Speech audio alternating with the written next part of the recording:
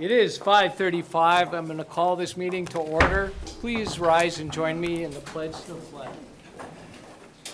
I pledge allegiance to the flag of the United States of America and to the republic for which it stands, one nation, under God, indivisible, with liberty and justice for all.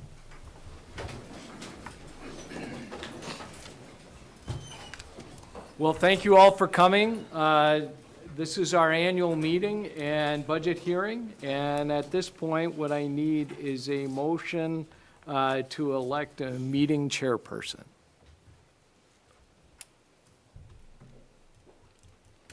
I so move to elect Bob Travis to be the chairperson. I'll second. Motion and a second. Are there any other nominations? Any other nominations? Any other nominations?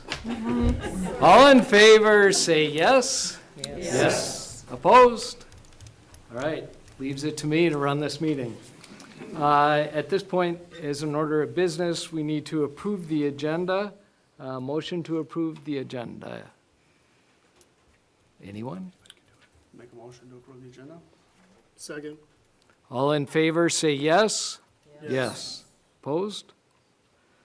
Now, approve the annual meeting minutes of the 2022-23 annual meeting. Motion?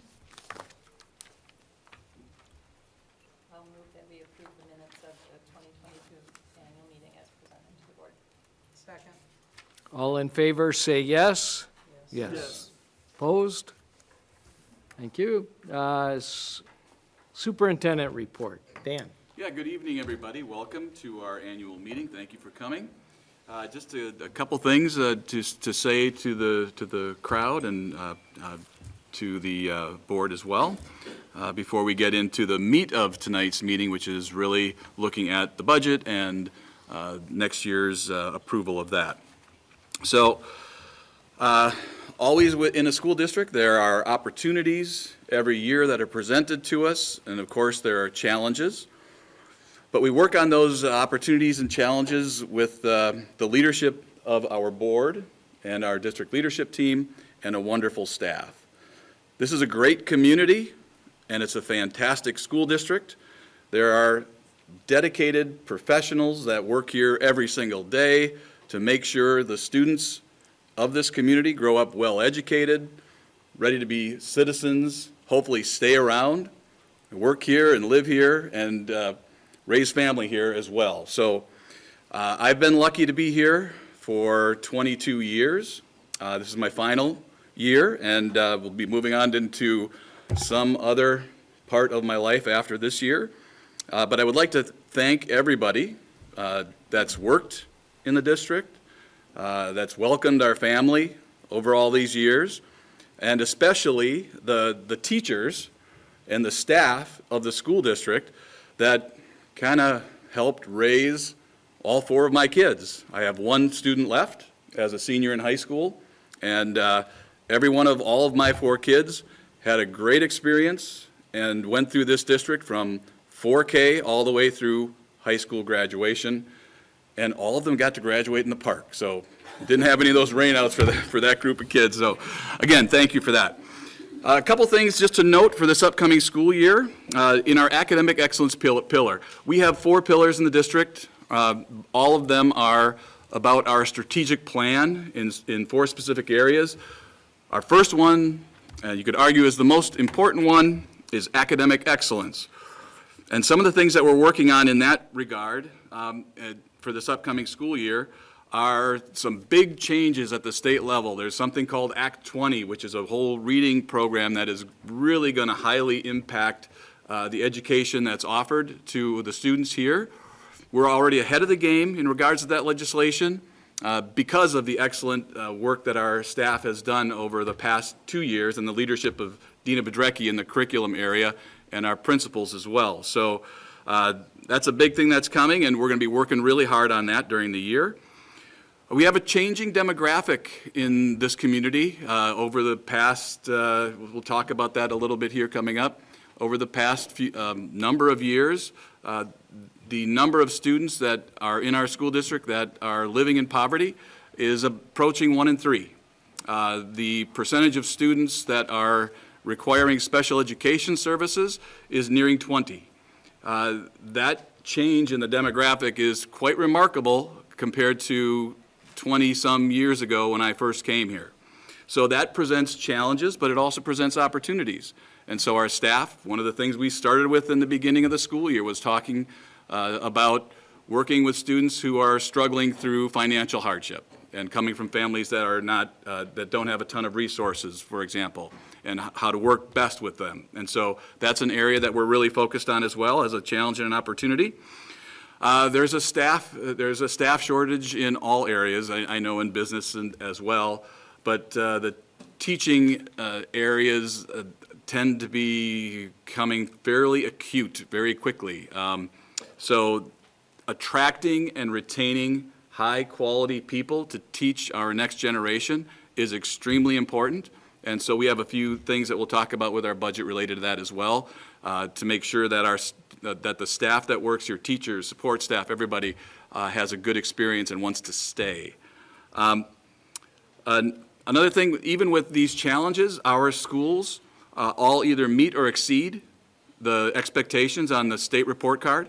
So, you know, some neighboring districts may have almost zero poverty and hardly any special education, but our staff and students work together to create an environment where all of our schools either meet or exceed on the state report card. So that's wonderful. We also have an extracurricular pillar of excellence. So the importance of doing extra things and having opportunities beyond reading and writing and math and arithmetic and all that stuff is important. And the board recognized that, and they lead in that way. And every single year we try to add things and activities that students can do to, you know, expand their love of things like art or performance or music or athletics. And we try to do it. We've been really focusing on the middle school as of late, that age group, because we find that if we tend to get them involved and they stay involved when they're a little bit younger, they maybe stay involved as they grow older too, when they get into the high school area. We've added things like intramurals, a whole bunch of opportunities there, summer band, dance, lots of different things trying to improve in that area, and we will continue to do so. Another one of our pillars is community engagement. We have engaged the community in a discussion about childcare and quality, affordable childcare in particular. We see that we don't have enough adequate childcare, and we are working to improve that, and hopefully we'll be having some announcements about that coming up here in the very near future. But we also engage the community in things about discussions that impact our community and the health of the demographic of this community with the city, with the Chamber of Commerce, and things about housing. We'll see a little bit later in the presentation that our open enrollment in and out, that means students coming into our district from other districts or our students that live in our district going to other school districts, has remained relatively flat over the past 4 years. But our total student count is decreasing. When families move away from this district, it's very hard for young families with young children to find homes in this community that they can afford and that they can live in. The city is very aware of this issue and very aware of this problem. They're intending to maybe use some ARPA funds to try to create developments that might be a little bit more affordable for families, especially families with young children. And so we engage as a group with the community to try to deal with these problems that impact all of us. So just some examples there as well. And then our final pillar is the financial pillar. And you know, we've got high achievement, we've got excellent academics and extracurriculars, but we do it on a limited budget. We, in this district, we have, it's called the low revenue ceiling in the state of Wisconsin. Says the least you can spend per pupil this year now with the increased levy limit is $11,000 per student. That is what we are using as our number. So other districts down the road may spend up to 20,000. We'll be asking to levy to the 11,000 number. But we do it with excellent fiscal management. Amy Williams and her team do a great job, make sure that we always go to the conservative nth degree to try to make sure that every single dollar counts, and that we have maybe a little bit left over at the end of the year to do some projects like maintenance projects like roofs and smaller things like that. Or when the chiller shuts down unexpectedly at the high school and it costs you, whatever it was, $500,000 to fix. And so you're not prepared for that, but we're working our way through it. We did use a conservative approach to using our federal ESSER funds because of the fact that we had been held at 0% increase for a number of years. That made us spend those dollars very slowly in case there was not any extra money this year, so that we could put some of those ESSER funds into keeping our staff and making sure people, could have a little something. But the state did increase some funds, and so that's wonderful, and we will use those ESSER funds this year to help improve our staff experience, to talk about stipends for our staff, to talk about curricular materials that our staff can use to help students have a great educational experience. And we're going to do all that while having the lowest mill rate in, I don't know if it's the history of this district, but I believe it is. So we'll show you that here coming up as well. With all that being said, we have plenty more to talk about here later when Amy gets going on her presentation, and I'll leave it at that. Again, thank you for coming out, and enjoy the meeting. Enjoy the meeting. You hear that all the time. I like that. I hear that all the time. All right, so it's now time for the president's report. And I got to say, every time I give a report, this guy over here steals my thunder. And literally, You usually go first. I know, but here's my stuff right here. And I'm talking about the pillars as well. But look, tonight I wanted to review just where we've been as a district and then also where we're headed as a district. And I thought the best way to do that is to really reflect on the pillars that we use to drive our decision-making as a district. To start with, I want to acknowledge the hard work of the teachers, the staff, the administrators, and the support of the community, because we are charged as a school district and as a community that we are going to see that each and every student can see and be and become their personal best, right, Sally? That's our mission. And that's what we think about when we come in these meetings. That's what we charge everyone in this district to think about. And as a community, that's what I hope we all look at, is how can we give our students the best opportunity possible to be their best. So when you look at the job that we've done so far, I took a look at the financial pillar, I took a look at the academic pillar, the extracurricular, and also community engagement. Financial pillar, Dan spoke to it. We manage our budget very, very tightly. We've enabled ourselves to have a surplus to the point that we don't have to do short-term borrowing, which these days, if you try to borrow money, you'll know that's a bad idea. So because of good fiscal management, we've not had to dip into short-term borrowing, and as a result, we've been very, very successful. We managed our ESSER funds very well, as Dan has said, but let's not kid ourselves. The cost of everything is going up, and this is going to continue to be a challenge for this district, is how we fund the future and how we keep going down this track for every child to be their personal best. Academic, there is a COVID gap. The numbers show it, the state report cards show it, there is a gap. It was hard on students, it was hard on families, but The good news is Dina has shared the information and the work we've done, and that gap with our students is starting to close. We've put forward great programs in math, we're putting forward new programs in reading, and we're starting to see the gap close. We will continue to do that work, but it's not easy work at all. And we need everyone involved, we need parents involved, we need the community involved to really close that gap.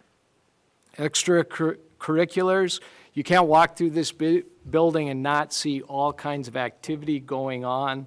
Our students do extremely well in the extracurriculars, and it's very, very clear that if students are engaged early in extracurricular, that they are going to be more successful in school and probably later in life as well. So if you're a parent, if you're a teacher, if you're a community member, please encourage students to be in the extracurricular programs as we continue to expand those programs to capture more interest for more students. Community engagement, well, this facility is the home of community engagement. Our multi-purpose facility, our weight room, all the features we have there, we engage the community every day with our facility.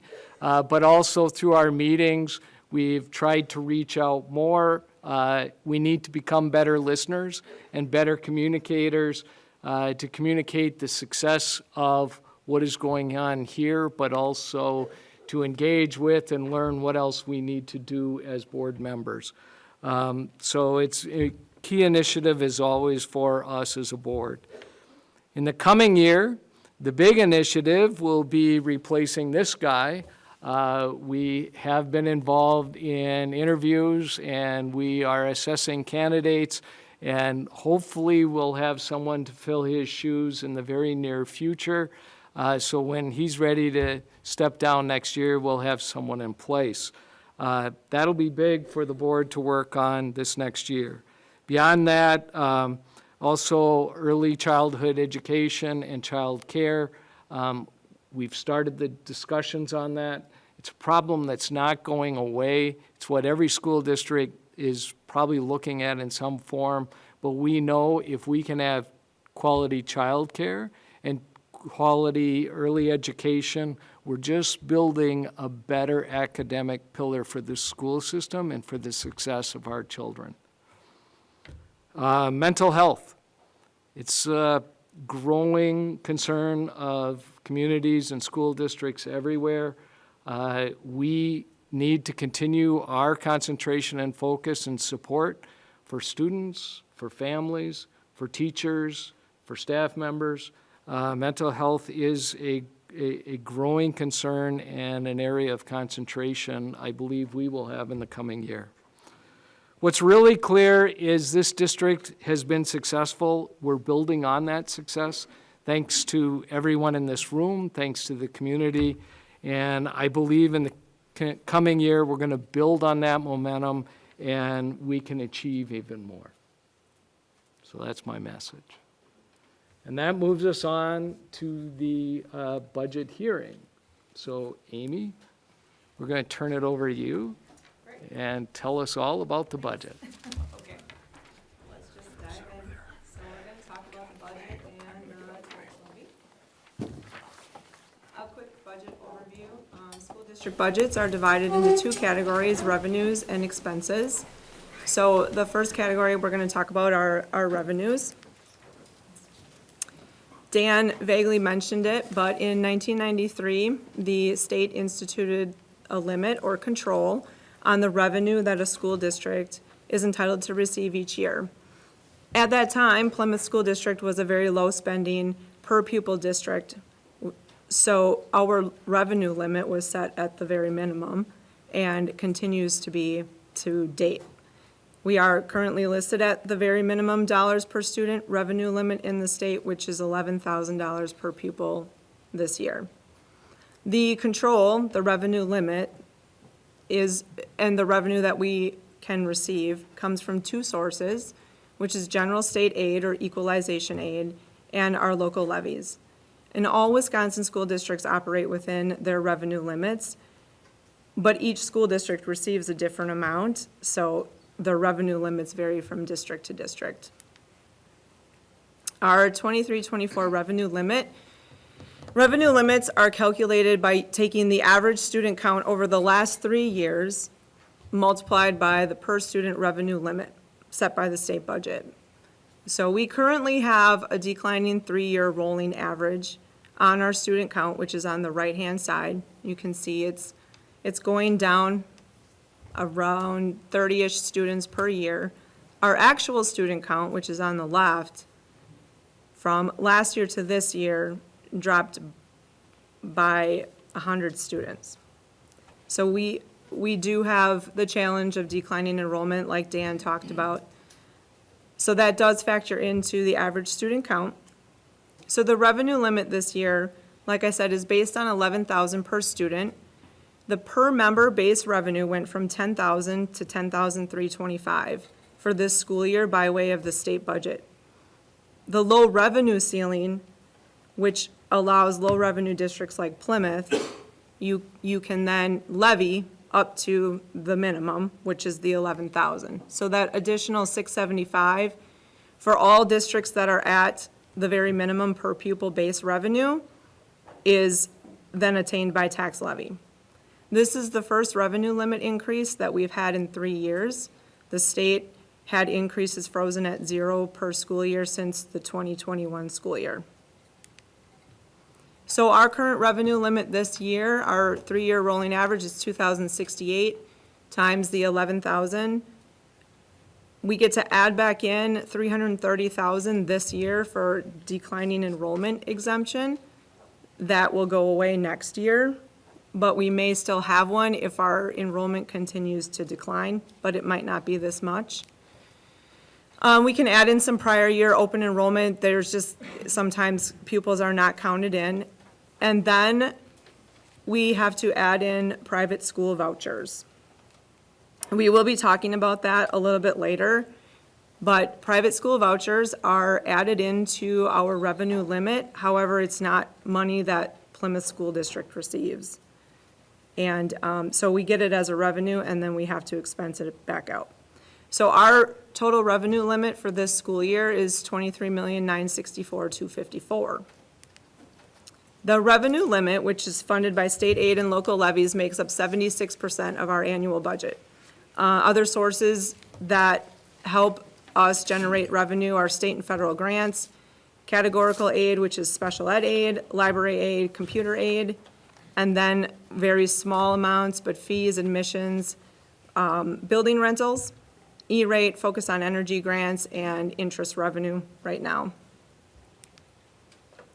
So I want to talk a little bit about the history of school district revenue limit changes through the eyes of the class that just graduated in 2023. So there's a lot on here, but it's not as daunting as it looks. But we're going to start with school years 09-10, when they were in 4K. The per pupil revenue limit was increased $200. However, that year was the first year that revenue limits were not coupled with inflation. So a lot prior years, at times, the per pupil revenue limit was tied with the CPI. But in 09-10, they were not, they were separated. So the middle column is going to show you how far behind public education and school districts are per pupil behind inflation. So in that year, when they were in 4K, we received $200 more per pupil, but it set us back $75 per pupil when you factor in inflation. At that time, we were 17th in the nation in the spending ranking. The following year, in 5K, they increased per pupil $200. You factor in inflation, we're down $156 per student. We're still 17th in the spending ranking, but at that time, the state raised the proficiency cut scores. Act 10 came into play, and funding for public education was cut. In first grade, the per pupil revenue limit was reduced by $554. So now we're $998 below per pupil if you factor in inflation. And we moved down to the 21st level in national spending ranking. Our revenue limits were cut and state aid was cut in the 2011 to 13 budget. By the time that group was in third grade, the per pupil amount went up 100. Now we're down 1,395. We're still in the 21st national ranking. But this year is pretty important because this is when the statewide voucher program was established. And we're going to talk about the vouchers, but it was in the previous slide that $875,000 will come into play. By fifth grade, per pupil revenue limits were 0. So now we're behind $1,856. We dropped in the national spending ranking. And that year, there was a sharp rise in referendum, school districts that went out for referendum, and referendums that were approved and dollars requested. Jump to ninth grade, the per pupil went up $263. However, this accumulation, now we're behind $2,365. We dropped to the 25th ranking, and this is when COVID hit. In 10th grade, COVID, they had a per pupil revenue limit at $179. Now we're down $2,500 per student, and we dropped to, we stayed at the 25th national ranking in spending, but this is a year that inflation just soared. Now they're juniors. We have a $0 per pupil revenue limit increase. We're behind $2,863. It's not available of our national spending ranking, but I can just assume that we are either below 25th or we stayed at 25th. The revenue limits were frozen and we were getting no increases for 2 years. Last school year, that class was in 12th grade, we still had $0 per pupil revenue. We're $3,235 behind if you factor in inflation per pupil. And that class is now graduated, and that was the second year that revenue limits were frozen. Inflation continues to rise, and we are where we are today. So our revenue limit is made up of equalized aid and tax levy. So our equalized aid for last year was $13,401,12. This year, it's $13,942,893. So it's gone up about 4%. And that increase in equalized aid is less than our revenue limit increase. So less aid received from the state than the revenue limit increase is going to result in a tax levy increase for operations. So let's talk about the tax levy.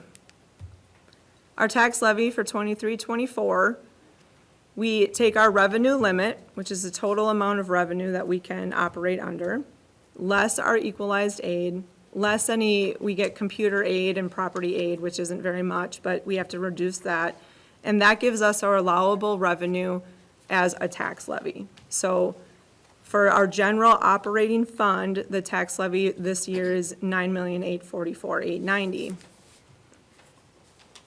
The total suggested tax levy is you take our general fund of Fund 10, we have to add in our referendum debt, which is $2.9 million, and then community ed of $185,000. So the total tax levy this year is $12,998,603. I have a note here that there's a notice of change in the budget form, which you guys would see in your annual booklet. It's just stating that these numbers changed from the last time that I presented them. So here is a levy comparison from the last 5 years. And you can see in 1920, we were at $13,060,000. 2021, we were at $13,093,000. 21-22, basically the same. In 22-23, it dropped drastically because property values skyrocketed. We had $0 increase in revenue limit. We had more equalized aid, which all resulted in a decrease in tax levy. And this year, It's going back up to what has been pretty much the normal range. It's still below what it was from 1920 all the way through 21-22 by about 1%. But this just is a good visual to show that we're getting back up to what we are normally at for our levy. So there's a lot on this little chart, but this is a historical data chart of our mill rates in Plymouth. And it's 37 years of mill rates, but you can look at 1986, our mill rate was 1581. And this year for 23-24, it actually dropped again from last year down to $6.19. I said this last year that I didn't anticipate this to continue, and at some point the mill rate will increase. But this year it decreased from last year too, so at some point it will increase. We do have one of the lowest mill rates in the state right now. So our revenue changes from last year to this year are listed here. Our local sources are going up about 1.2 million. Our inter-district, which is our open enrollment, is staying about the same. Our CISA stuff is staying the same. Our state sources are very static, staying the same. Federal, about the same. Any little other things that we have, like little grants or things like that, the same. But our interfund transfer to cover special ed costs, which are not covered by grants, is going up quite significantly. Again, this is just a budget. Typically, it comes in lower, but our anticipated expenses show that this is what we would be transferring. And we have to list this as a revenue because it actually goes from our general fund into Fund 27, which is special ed, and then it's listed also as an expense when we get there. So it's not like this is revenue that the district gets to work with. It's our own money. We just have to put it into a different fund and expense it back out. So these pie charts, there's 6 of them here, go from 2012-13 through now. But they just show you that our revenue sources have stayed pretty static in percent and where our revenue comes from. Equalized aid and property taxes have always been around 70% historically. So it's just a good visual to see that, you know, the areas and how we get our revenue has not changed over the years. So now we'll go through the expenses. The salary and benefits, obviously, this is the biggest part of our budget because of the work that we do. 80% of our budget is invested in personnel. Our salaries and wages are going up about $1 million from last year.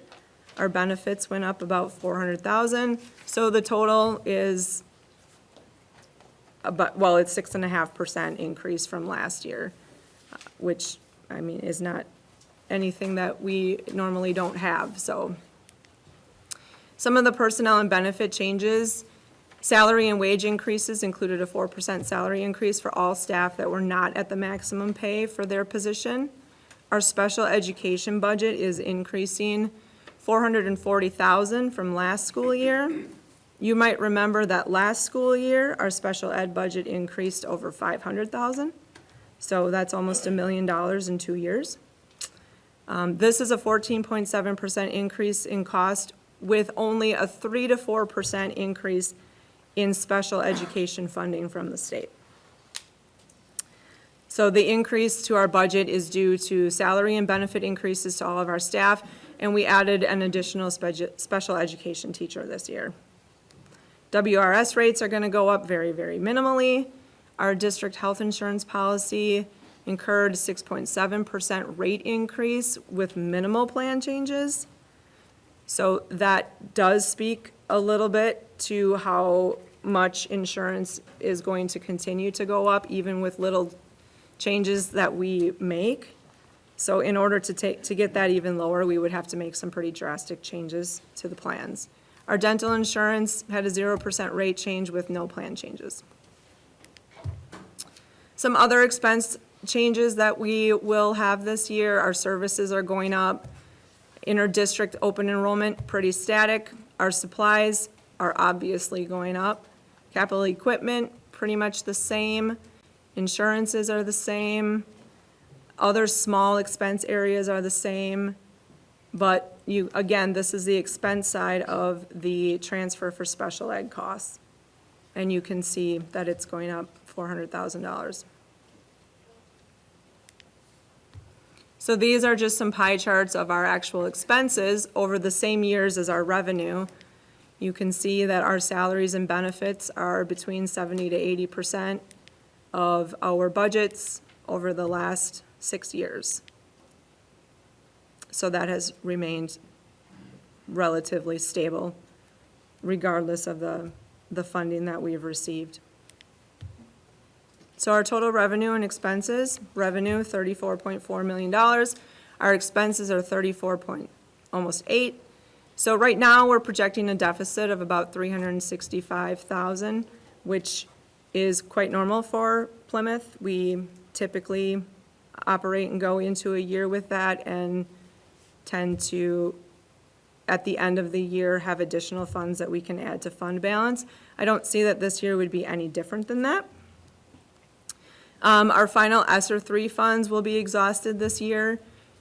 The plan for those are to utilize some of them for employee experience with some additional benefits, some stipends, a lot of curriculum supports. We've gotten a lot of curriculum already this year.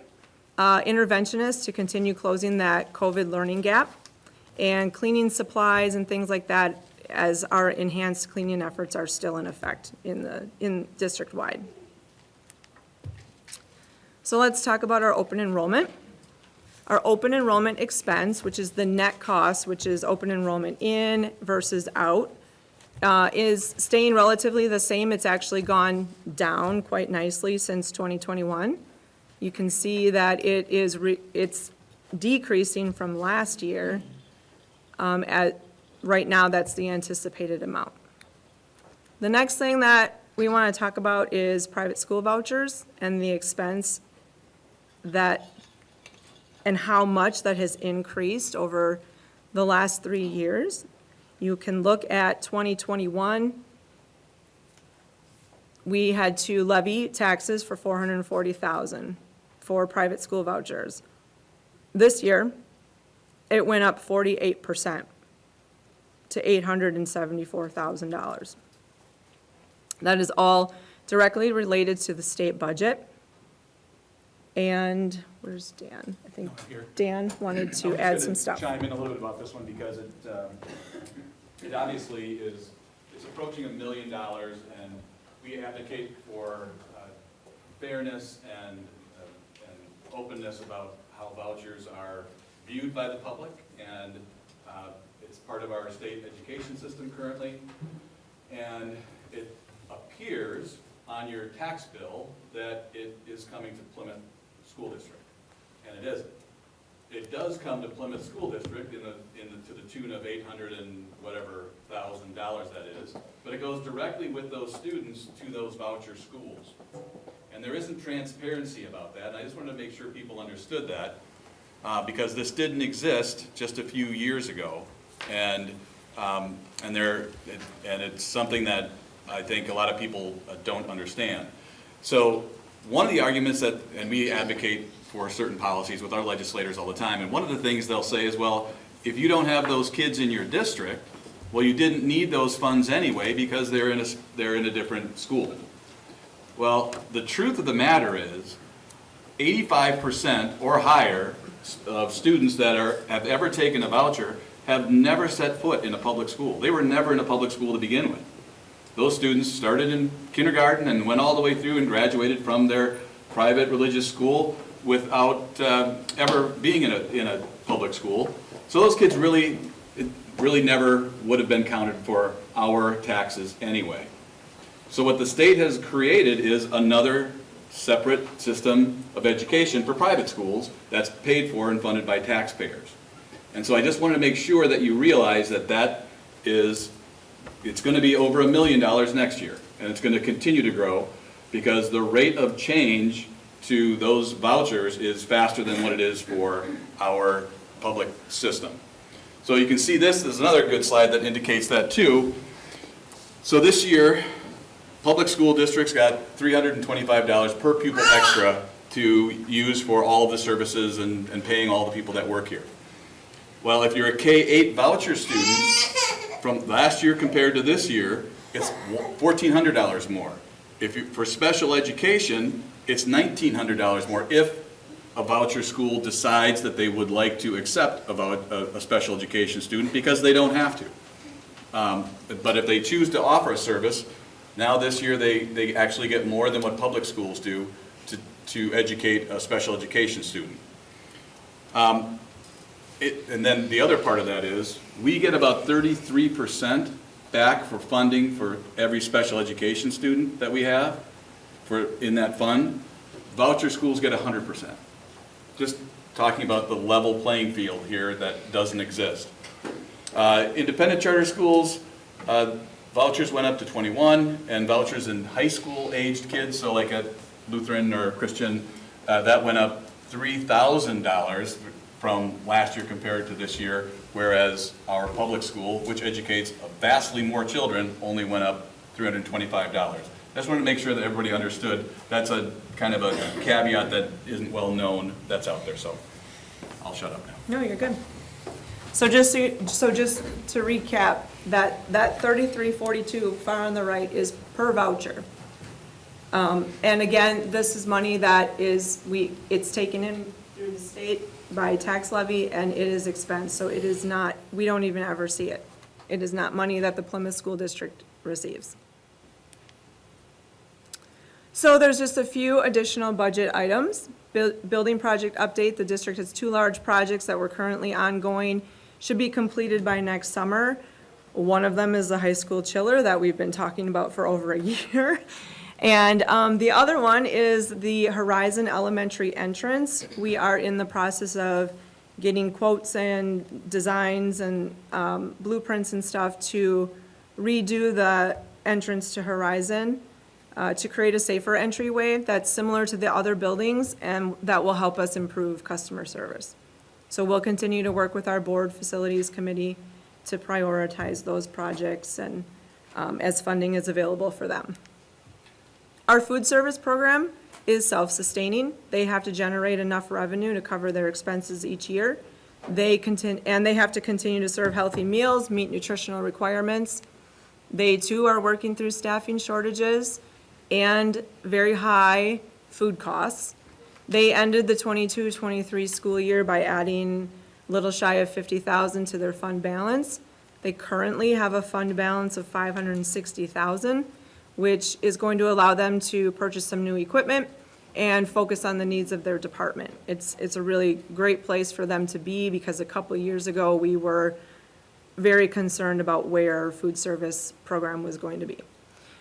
We're anticipating a small deficit, only like $15,000. Probably isn't going to happen.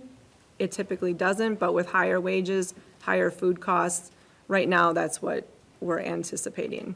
So our food service program is in a very healthy, stable state right now, which is great. Community ed ended the 22-23 school year with a loss of a little less than $140,000 to their fund balance, but that was by design. You might remember that last year they had a very plush fund balance due to grant writing and all of the hard work that department has done to bring in that revenue. So they were able to put in new playground equipment at Horizon. They did some renovations to some daycare rooms, flooring and new cabinets, and they did some renovations to the fitness room at Riverview, knocked out a wall and put in some new equipment for the after-school lifting program. We're projecting a small deficit in there of about $52,000. Their deficits will be offset by any fund balance, but daycare is doing very well. They're still receiving grant funds, which I only conservatively budgeted in.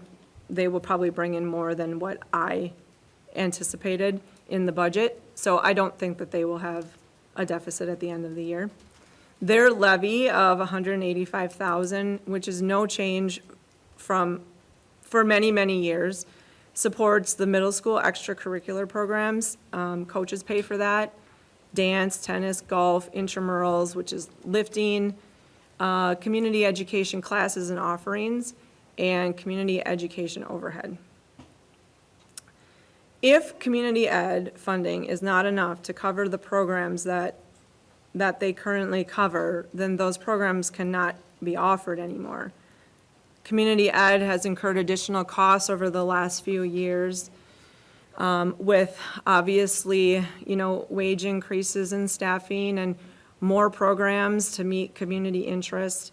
So we always are monitoring their funding needs, but at some point, it may become a possibility that we would look to increase their levies so that we can continue to support all of the programs that community ed works for. So looking ahead to 24-25, again, our student count continues to decline, so we're going to continue to monitor that. The state budget has another $325 per pupil, which is the same as this year, for next year. Private school vouchers are going to continue to increase. Those dollar amounts that we talked about in that chart are going to be even higher next year. So again, those funds are not revenue to our district. ESSER 3 funds will be exhausted. The district is going to be receiving approximately $800,000 due to a TID closure in the community. Right now, those funds are just earmarked for capital projects, which we've been working with our facilities committee on. Health and dental insurance will be reviewed and changes implemented as budgetarily necessary. And like we always do, we'll continue to operate in a fiscally responsible manner. And right now, Plymouth School District is in a fiscally sound position. Our fund balance is healthy. We continue to be able to staff all areas of our district, and our students are thriving. So we're doing good. So does anyone have any questions?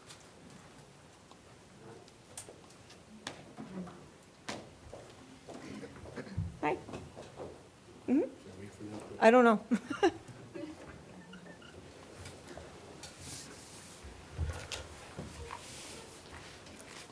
There's a question up there. Yeah, John Binder from Plymouth here.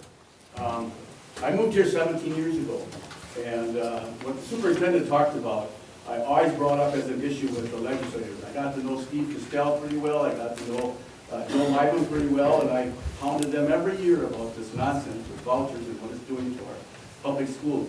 I did the same thing with Tyler Warthogel when he took over after Castell finished his time, and also with Senator Lemieux, and now it's with Amy Binsville. She's heard from me already about this. It's ridiculous when we take a look at what's happening to public education as far as the funding is concerned, what we have to pay out of our own pockets as taxpayers to support another school system. I tell these folks, I said, if you're going to have another school system in this state, then pay for it. Don't take it away from the other system. Pay for it. And I was really upset with our governor in terms of the compromise he worked out with the legislature and with the kind of big increase we saw on the chart that's happening. Was it 48%? 48%. But now I realize, I think why he did that. Not only to help get some of the other things he was concerned about as far as the budget was concerned, but I think he's preparing this state for very serious court cases against vouchers. One has been filed already, and our superintendent, I can mention some of the things I think they're going to use as reasoning. One is the discrepancy in funding. That discrepancy is so big now that I think they're going to have a good case when they take it before the courts. They want to go before the Supreme Court right away. Hopefully they're able to do that without going through all the court systems and have this taken care of. And the last thing I want to say about vouchers is I've read Article 10 of the Constitution, the Wisconsin Constitution. I would encourage all of you to read Article 10. I don't know how they ever came up with court rulings to say that vouchers are constitutional. They're not constitutional. Read Article 10, read it a couple of times, and you'll realize they are not constitutional. And I love seeing this crowd that's here, and I like what the superintendent said, and I hope he motivated us to talk to our legislators. Let's do something about this. I go to every one of their listening sessions. The last 2 listening sessions our legislators had here in Plymouth, and I bring this issue up every time, besides some other ones. The first time, they did it at 5 o'clock, and hopefully people got done with working. 2 people showed up, me and a person that was running, was going to run against Tyler Dorfauer. Just 2 of us, to let them know what we thought about what was going on in the state, and it was close to the state budget. The last time, a couple months ago, Representative Binsfeld was here. 4 of us showed up at the library here in Plymouth. And that was also at 5 o'clock to give workers a chance to come and talk to the legislators. So we need to see these people face to face and let them know this voucher thing is a bunch of nonsense. It's hurting our public schools. It's hurting our public school students. And it's going to continue. $1 million next year. It's ridiculous. Let's do something about it. Thank you. Thank you.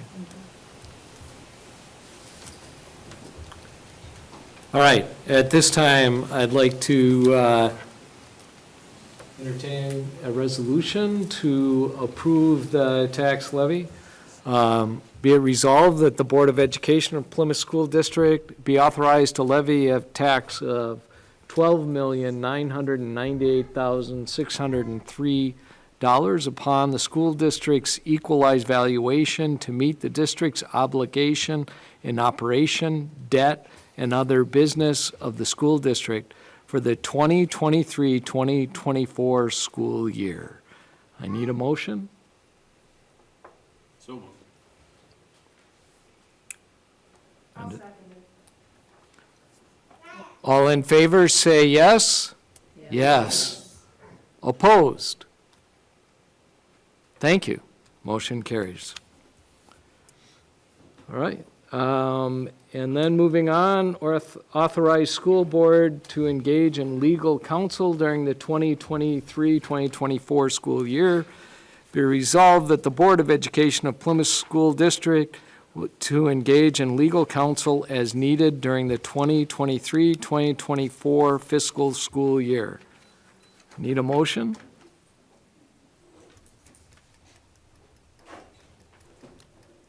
So moved. Sally? I'll second. Janelle? All in favor, say yes. Yes. Opposed? All right. Item 13, authorize salaries for school board members for the 2023-2024 school year. Motion. Be resolved, the Board of Education be compensated by a sum of prior year salaries per member for the ensuing 2023-2024 school year, in addition to the school rate mileage and out-of-district incidental expenses such as registered meals, lodging, and other required to represent the district. I need a motion. So moved.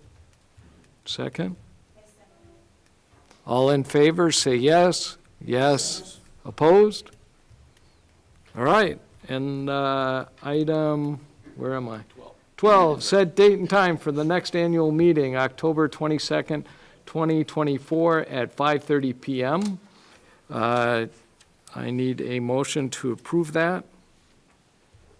I move that we set the date as October 22nd, 2024. And a second? Second. All in favor, say yes. Yes. Yes. Opposed? Motion carries. That takes us to item presentation from the floor of business appropriate to the annual meeting. Is there anyone signed in? Just for the regular board meeting, I have someone signed in. Regular board meeting, but not this meeting. All right, therefore, we're item 14. I need a motion to adjourn. I didn't know that there was a sign up. Can I do that right now? I signed in, but I thought that was.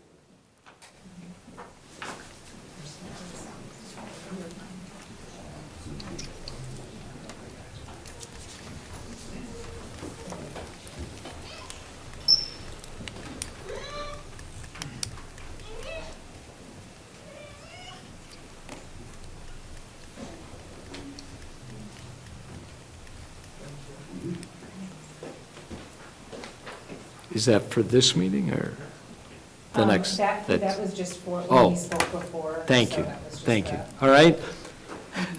So I need a motion to adjourn. So moved. I signed in to talk Yeah. about something. Thank you. All right. I move that we adjourn. Motion, I so moved. second. All in favor, say yes. Yes. Opposed? No? This meeting is adjourned. Oh, he still wants. Oh, but for the next meeting, right? Misunderstood it? Oh. We have a meeting following this, so we assumed you signed up for that. You want to address this group? Yes. Oh, okay, You okay. adjourned now, so I'll come next time. All right, but we are having our regular board meeting next, Okay, Yeah. that sounds and then good. you can present that, I'm sorry, that's what I thought you were signing up for. That's what the sign is for. Yeah, I thought you were just saying, oh, I need to sign in to speak earlier, so I'm just doing it now. but our regular board meeting is going to continue, so you can speak now. All right, thank you all for coming. How'd I do?